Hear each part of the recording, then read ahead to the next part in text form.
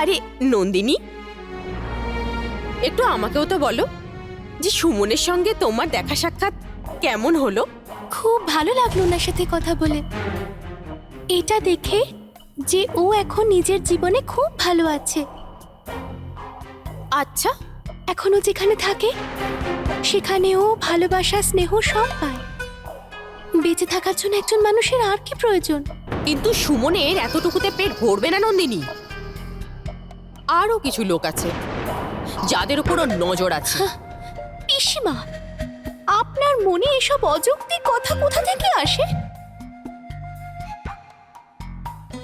নন্দিনী, এসব বলে নিজেকে ঠকিও না।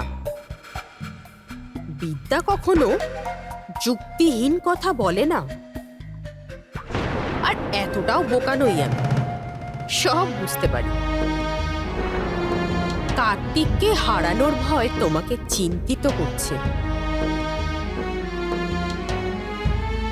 এই জন্যই তো আজকে তুমি স্কুলে গিয়েছিলে, যাতে সুমনকে কার্তিকের থেকে দূরে রাখতে পারো।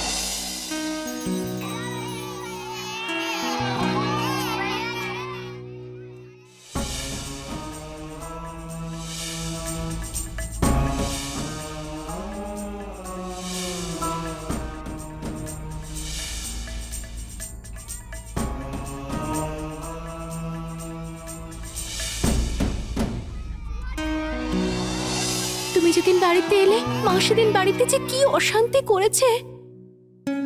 শুধু শুধু শ্যাম বাহাদুরকে উনি থাপ্পড় মেরেছেন। পরিবারের কোনো সদস্যের সাথে তোমাকে কথা বলতে দেখলে বা দেখা করতে দেখলে উনি খুব রাগ করেন।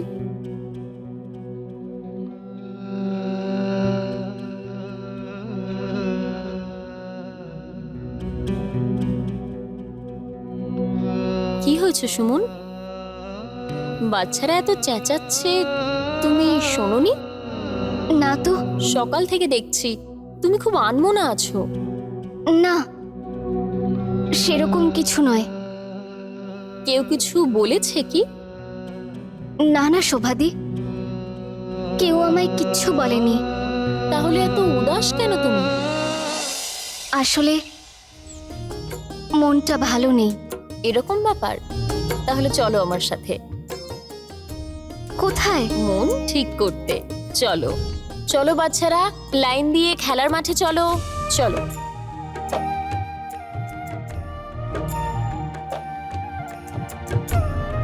আমি বেসনের হালুয়া বানিয়েছি।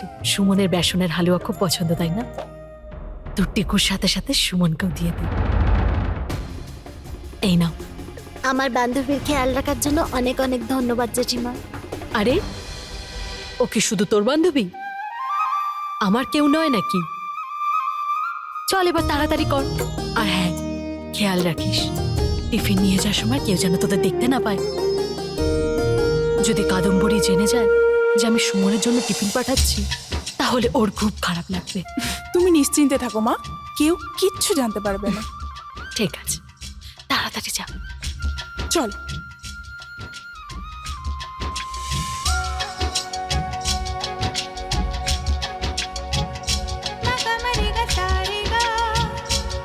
এটা আপনি কি করছেন শোভাদি?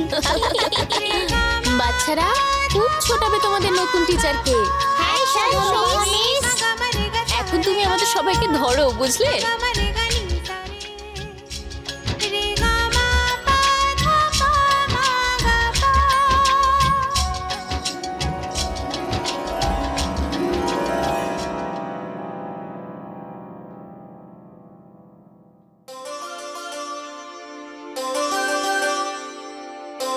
ধরো সুমন।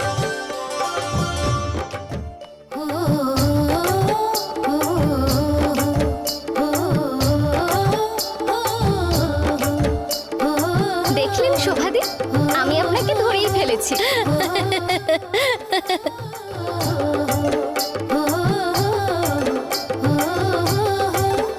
গুড্ডি দিদি,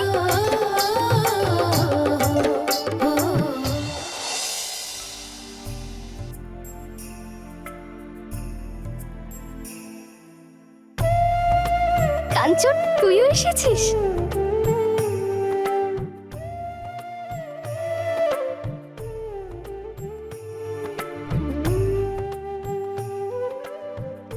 আমরা তোকে সারপ্রাইজ দিতে চেয়েছিলাম, দেখলি চমকে দিলাম না?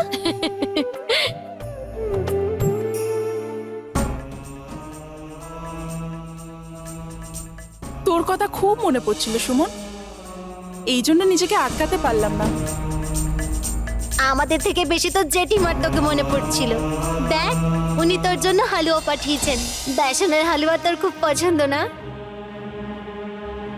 পরিবারের কোনো সদস্যের সাথে তোমাকে কথা বলতে দেখলে বা দেখা করতে দেখলে উনি খুব রাগ করেন।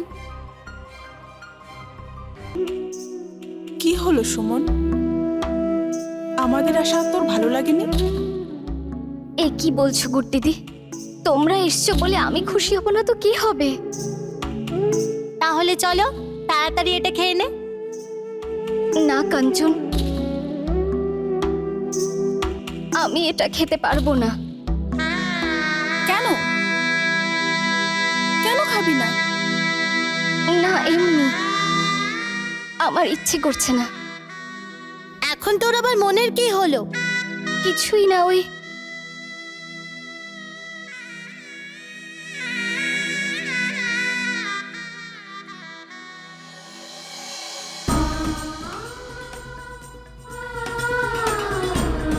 কি হয়েছে সুমন, এরকম কেন ব্যবহার করছিস? কালকে তোর যা অপমান হয়েছে তার জন্য না। না কাঞ্চন, আমি নিজের অপমানে কষ্ট পাইনি, আমি মায়ের কষ্টে কষ্ট পাচ্ছি। আমি আর মাকে দুঃখ দিতে পারবো না। আপনারা আমার সাথে দেখা করবেন সেটা মা পছন্দ করে না। এই জন্য আমি আমার ছায়াও আপনাদের থেকে দূরে রাখতে চাই। সুমন, কতদিন পর্যন্ত নিজেকে বিনা কোনো দোষে শাস্তি দিতে থাকবি? তুই ভালো করে জানিস তুই নির্দোষ, আর শেষে সবসময় সত্যেরই জয় হয়। কাকিমা একদিন নিজের ভুল ঠিক বুঝতে পারবেন। আর ওই দিনটা খুব তাড়াতাড়ি আসবে। তাহলে সেই দিনের পরেই আমি তোমাদের সামনে আসব। না সুমন, ওই দিনের অপেক্ষায় তোর ঘর ছাড়াটা মেনে নিয়েছি, কিন্তু এখন যদি তুই সম্পর্ক শেষ করতে বলিস তাহলে আমরা মানবো না, বুঝলি? তুই এখন চুপচাপ বস আর হালুয়াটা খা, না হলে আমরা অনশন শুরু করে দেবো। চল বস।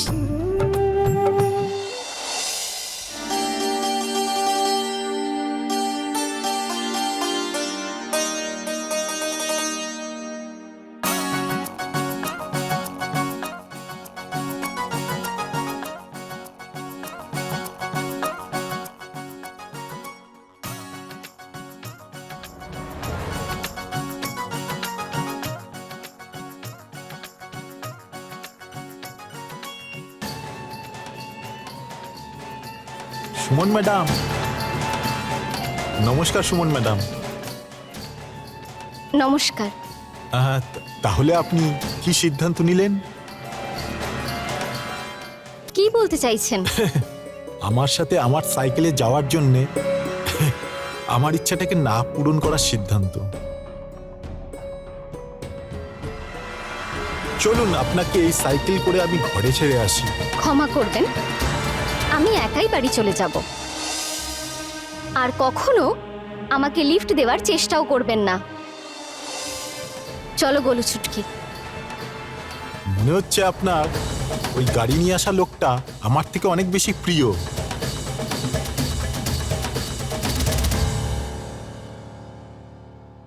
উনি আপনাকে নিতে আসছেন না? দেখুন, এরপর যদি আমার সাথে এই অসভ্যতাটা করেন না, তাহলে আপনাকে সোজা প্রিন্সিপালের রুমের সামনে গিয়ে দাঁড় করাবো। বুঝেছেন আপনি?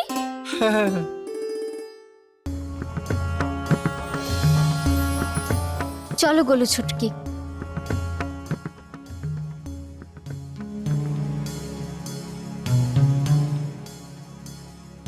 ঠাম্মা, ঠাম্মা, তুমি বাইরে কেন বসে আছো? আচ্ছা, আজকে ঠাম্মাকে দেখতে পেয়েছো? কালকে তোমরা দুজন আমার সাথে সকাল সকাল মন্দিরে যাবে। নিজের নিজের জামা কাপড় রাত্রেবেলায় বের করে রাখবে, কিন্তু না, সুমন মন্দিরে যাবে না আমাদের সাথে। কিন্তু কেন ঠাম্মি? সবকিছু বলার দরকার আছে নাকি? হ্যাঁ, ঠাম্মি, তাহলে আমিও মন্দিরে যাব না। আরে কেন যাবে না তোমরা দুজন? তোমরা ঠাকুমার সাথে অবশ্যই যাবে, ঠিক আছে? ঠাম্মি, তুমি একাই চলে যাও। আরে আমি একা একা মন্দিরে গিয়ে কি করব? তোমাদের সাথে আমার মন্দিরে যাওয়ার ইচ্ছে। আমি জানি তো সুমন না গেলে তোমরা যাবে না। ঠিক আছে, নিয়ে যেও সুমনকেও সাথে করে। যা মন চাই করো, আমার কথাই বাড়িতে কে শোনে? চলো।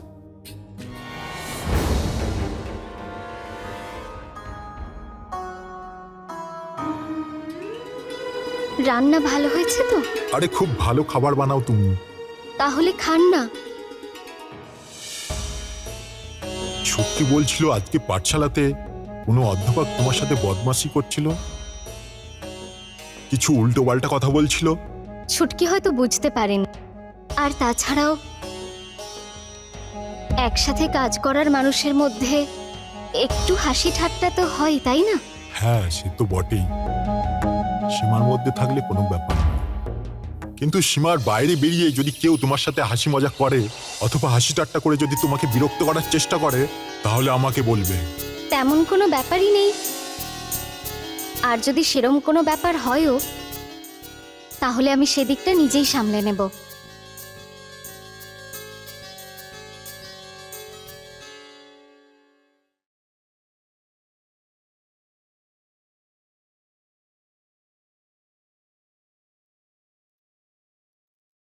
কার্তিক, আমি আপনার জন্য খাবার বানিয়ে নিয়ে এসেছি, খান না। আরে তুমি কেন কষ্ট করতে গেলে? শ্যামবাহাদুরকে বললেই তো হতো। আমার আপনার কাজ করতে ভালো লাগে।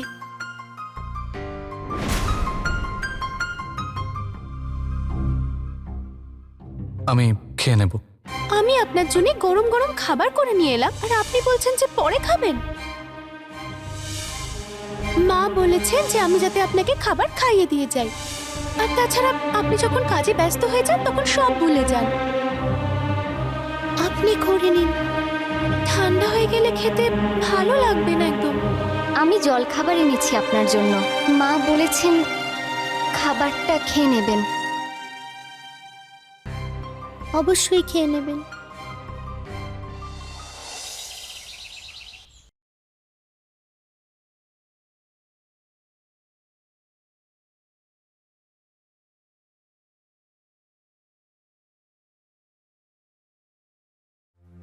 এসব কি হচ্ছে? সবসময় সুমনের কথা মনে পড়ছে কেন? না, এটা এটা অন্যায়। সুমন দিদি, তুমি এই চুড়িদারটা পরে মন্দিরে যাবে না। না ছুটকি, তোমরা দুজনে মন্দিরে যাও, আমি মন্দিরে যাব না। আরে বাহ, কেন আসবে না? তোমাকে যেতেই হবে। না বাবু, আমি মন্দিরে যেতে চাই না। দিদি, ঠাম্মিতে এমনি ওরকম বলে, এমনিতে কিন্তু আবার হ্যাঁও বলেছে। না, সেটা নয় ছুটকি। আমি শুধু ওখানে যেতে চাই না। দিদি, যদি তুমি না যাও তাহলে আমরাও যাব না। হ্যাঁ হ্যাঁ, আমিও যাব না। দিদি তুমি চলো না, আমরা কত কিছু ভেবে রেখেছি, সব কিছুতে তুমি জল ঢেলে দিলে। কি প্রস্তুতি নিয়েছিলে? আমরা দুজনে তোমার জন্য মন্দির যাওয়ার শাড়ি বের করে রেখেছি। তোমরা দুজনে আমার জন্য শাড়ি বের করে রেখেছো? দিদি, আমরা নিয়ে আসি। আচ্ছা, নিয়ে এসো। প্রথমে তুমি তোমার চোখ বন্ধ করে ওদিকে চলো, এখানে বসো। আরে এবার নিজের চোখ বন্ধ করো, যতক্ষণ না আমি বলবো খুলবে না। ঠিক আছে বাবা, আমি চোখ বন্ধ করলাম।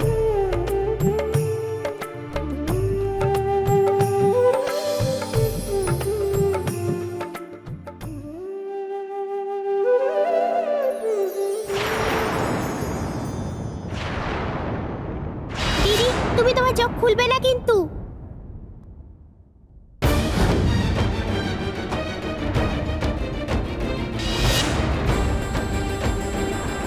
দিদি, এবার তুমি চোখ খুলতে পারো।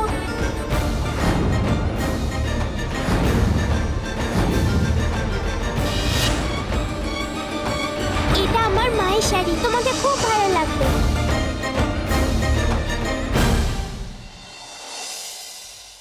अगले एपिसोड में देखिए